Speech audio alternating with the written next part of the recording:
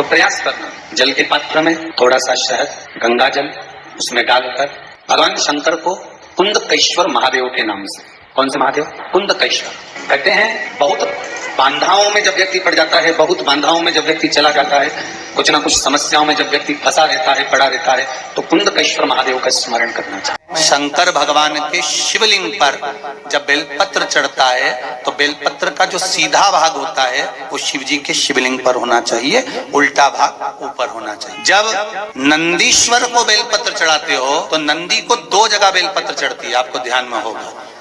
पहली बेलपत्र नंदी को जब चढ़ती है तो नंदी के सामने चढ़ती है, तो उसका बेलपत्री का जो डंडी का मुख है वो नंदी की ओर होता है और बेलपत्री की पत्ती का मुख शंकर जी की ओर होता है। श्री शिवानमस्तुभ्यम दोस्तों, हर हर महादेव। कैसे? आज की वीडियो में हम जानेंगे 3 उपाय, बहुत ही सुंदर और अचूक उपाय हैं।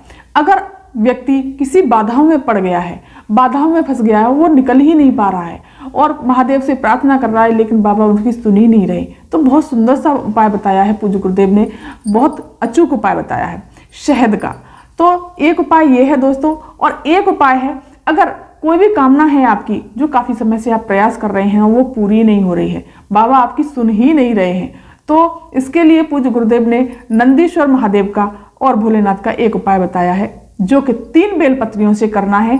नंदीश्वर महादेव पर, नंदीश्वर बाबा पर कैसे हमें बेलपत्र समर्पित करनी है इसके बारे में जानेंगे।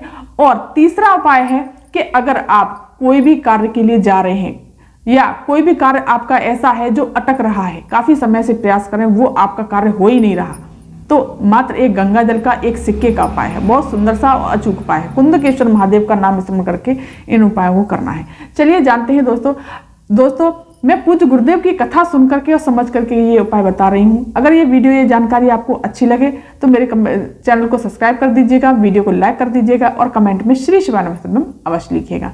चलिए जानते हैं पहले वाले उपाय के बारे में। सबसे पहले बता देते हैं नंदी बाबा का उपाय। तो आपको क्या करना है, 3 बेलपत्री लेनी है दोस्तों। बेलपत्री कटी फटी नहीं होनी चाहिए, एकदम साफ सुथरी और सुंदर सी बेलपत्री होनी चाहिए दोस्तों। भोलेनाथ पर बेलपत्री खंडित नहीं समर्पित की जाती। इस प्रकार से आपको 3 बेलपत्री ले लेनी है और एक तांबे का कलश लेना है। इसमें जल भरना है आपको अपने रसोई घर से, जिसमें से आप जल पीते हैं उस परंड में से जल भरना है। इसमें थोड़ा सा गंगा जल डालें तो इसमें दोस्तों थोड़ा गंगा जल डाल लीजिए, मैं हमेशा गंगा जल डाल करके ले जाती हूँ। और इसमें थोड़ा सा मीठा डाल लीजिए। एक दीपक ले जाना है, चंदन ले जाना है, चावल ले जाने हैं और मीठा ले जाना है। जो भी आप पूजा की सामग्री ले जाते हैं वो सब ले जाइए।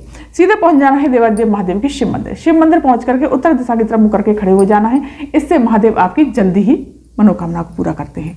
फिर आपको क्या करना है, जो जल का पात्र लेकर के गए हैं, श्री शिवानमस्तुभ्यम मंत्र का जाप करते हुए सबसे पहले गणेश जी के स्थान पर समर्पित करना है, फिर कार्तिकेय जी के स्थान पर, फिर माता सुख सुंदरी के स्थान पर, फिर माता रानी के हस्तकमल पर, फिर श्री शिवानमस्तुभ्यम जाप करते हुए शिवलिंग पर, फिर नंदीश्वर महादेव के चरण पर। इस प्रकार से फिर इस तरह से इन पर समर्पित कर देना है। फिर आपको क्या करना है दोस्तों, चंदन 2 उंगलियों से सबसे पहले इस तरह से चंदन लगाएंगे दोस्तों। पूज्य गुरुदेव ने कहा इस तरह से चंदन लगाने से भोलेनाथ आप पर जरूर जल्दी प्रसन्न होते हैं। इस तरह से त्रिपुंड बना देंगे, चावल समर्पित कर देंगे, मीठा समर्पित कर देंगे। इस तरह से आपको करना है और इत्र लगा देंगे दोस्तों। भोलेनाथ को इत्र बहुत पसंद है। इस तरह से आपके घर में बीमारी, हारी, दुख, परेशानी नहीं आएगी दोस्तों। इस तरह से आपको इत्र लगा देना है। एक दीप प्रज्वलित कर लेना है और आपको ये जो बेलपत्री लेकर के गए हैं इसको आपको इस तरह से चंदन लगा करके शिवलिंग पर समर्पित करनी है और कुंदकेश्वर महादेव का नाम स्मरण करते हुए इस तरह से आपको समर्पित कर देनी है और डंडी का मुख जलाधारी की तरफ होना चाहिए। अब सवाल ये उठता है कि नंदी बाबा पर हमें किस तरह से बेलपत्री समर्पित करनी है। दोस्तों ये बेलपत्री जो हमने ली है, पहली बेलपत्री हमें नंदी बाबा के 2 जगह समर्पित की जाती है। तो पहली बेलपत्री इस तरह से हमें नंदी बाबा के चरणों में समर्पित करना है। अब ये किस तरह से, ये डंडी का मुख तो रखना है नंदी बाबा की तरफ और पत्ती का मुख रखना है शिवलिंग की तरफ, बाबा महादेव की तरफ। और ये ऐसे करके समर्पित नहीं करनी, इस तरह से समर्पित करनी है, इस तरह से, और अपनी कामना कहनी है इस तरह से, जो काफी दिनों से आप प्रयास कर रहे हैं। इस तरह से दोस्तों, इस तरह से देखो मैं दिखाती हूँ, इस प्रकार से आपको समर्पित करनी है इस तरह से। और जो दूसरी बेलपत्री जो लेकर के गए हैं वो भी आपको सीधी ही समर्पित करनी है।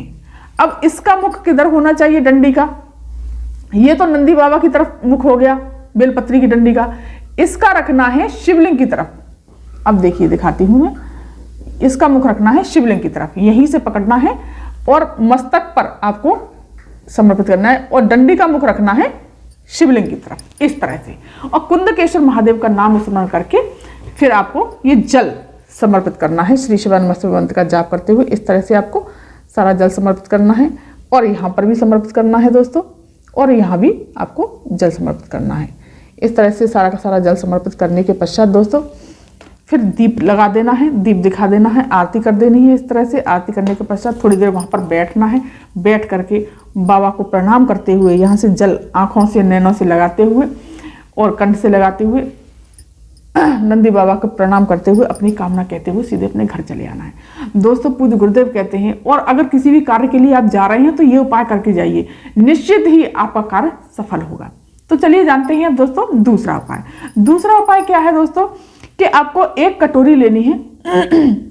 कहीं भी कोई भी कार्य आपका ऐसा है कि अटक रहा है और वो कार्य आपका पूरा हो ही नहीं रहा है, काफी प्रयास कर लिया या कहीं जा रहे हैं, तो आपको क्या करना है, इसमें गंगा जल भरना है। इस कटोरी में गंगा जल इस तरह से आपको डाल लेना है। गंगा जल डाल करके, गंगा जल ही डालना है दोस्तों, मैंने पानी ले लिया है आपको बताने के लिए, लेकिन आपको गंगा जल ही लेना है।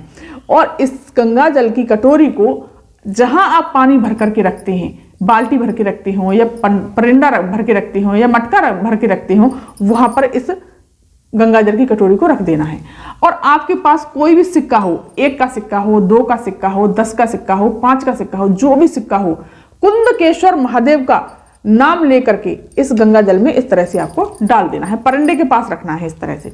अब दूसरे दिन जाना है आपको, तो आपको क्या करना है, इसी गंगा जल में कहीं भी जा रहे हैं आप, कोई भी काम के लिए, बड़े काम के लिए जा रहे हैं, कैसे भी काम के लिए जा रहे हैं, वो कार्य आपका पूरा होना ही होना है, आप ये चाहते हैं, तो कुंदकेश्वर महादेव का नाम स्मरण करके इस गंगा जल को अपने नैनों से और कंठ से लगा करके सीधे चले जाइए। दोस्तों पूज्य गुरुदेव कहते हैं, निश्चित ही वो काम आपका पूरा होकर ही रहेगा, चाहे कुछ भी हो, वो काम आपका भोलेनाथ पूरा ही करके रहेंगे। कुंदकेश्वर महादेव हमेशा आप पर कृपा बनाए रखेंगे। अब जानते हैं दोस्तों तीसरा उपाय। तीसरा उपाय है दोस्तों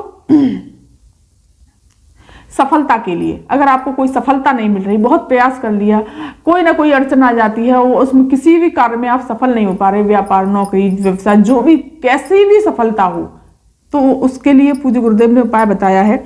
अब आपको क्या करना है, एक तांबे का कलश लेना है, इसमें जल भरना है आपको अपनी रसोई घर से, जिसमें से आप जल पीते हैं, इसमें से जल भर करके, या तो दोस्तों इसमें पहले ही गंगा जल डाल लीजिए, नहीं तो आप बाद में इसमें गंगा जल इस तरह से, ये गंगा जल ही है दोस्तों, गंगा जल ही है ये, इस तरह से आप गंगा जल डाल लेना है इसमें।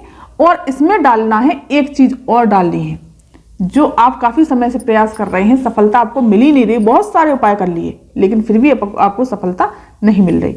इस तरह से आपको शहद डाल लेना है इसमें, इस तरह से आपको शहद डाल लेना है, थोड़ा सा शहद डाल लीजिए, गंगा जल डाल करके बेलपत्र ले जाएं, शमी पत्र ले जाएं, चंदन, दीप, धूप, जो भी ले जाते हैं पूजा के लिए वो ले जाएं, और आपको सीधे पहुंच जाना है देवादेव महादेव पे, शिव मंदिर। शिव मंदिर पहुंच करके आपको सबसे पहले श्री शिवाय नमस्तुभ्यं मंत्र का जाप करते हुए गणेश जी के स्थान पर समर्पित करना है, कार्तिकेय जी के स्थान पर, फिर माता सुख सुंदरी के स्थान पर, माता रानी के स्थान पर, फिर यहाँ पर आपको सारा का सारा शहद और गंगा जल वाला श्री शिवाय नमस्तुभ्यं मंत्र का जाप करते हुए इस तरह से आपको सारा जल समर्पित कर देना है, त्रिपुंड बना देना है। इस तरह से आपको श्री शिवाय नमस्तुभ्यं मंत्र का जाप करते हुए और कामना करते जाना है, बाबा मेरा कार्य, मुझे सफलता नहीं मिल रही, आप पता नहीं मेरा कार्य पूरा हो ही नहीं रहा है।